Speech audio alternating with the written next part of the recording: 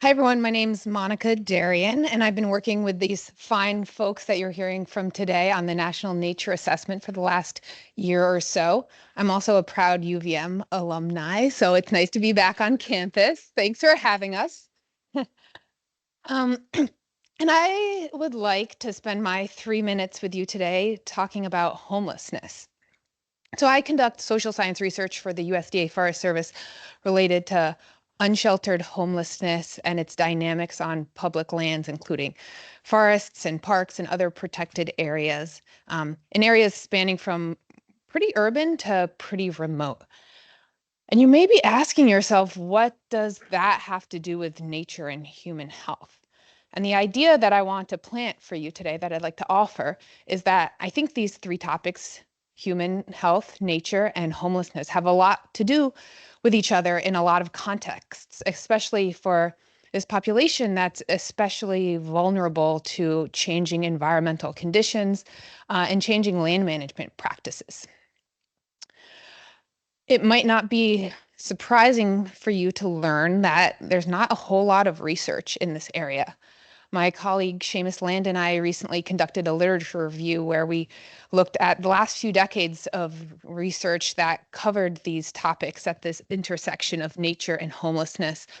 And we came up with really only just about 100, a little over 100 journal articles and publications and books that covered the intersection of these topics.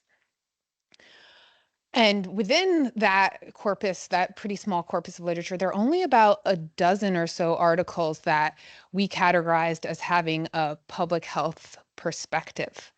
Um, but there are some really important insights within that small corpus. So, for example, authors in our review were talking about the effects of climate change for people experiencing unsheltered homelessness.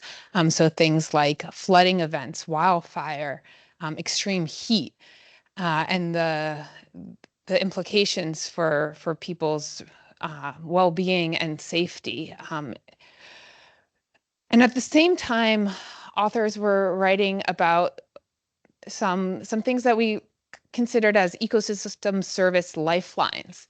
Um, so shade for people during extreme heat events coming from trees and the cooling powers of rivers for people who really don't have very many other places to go.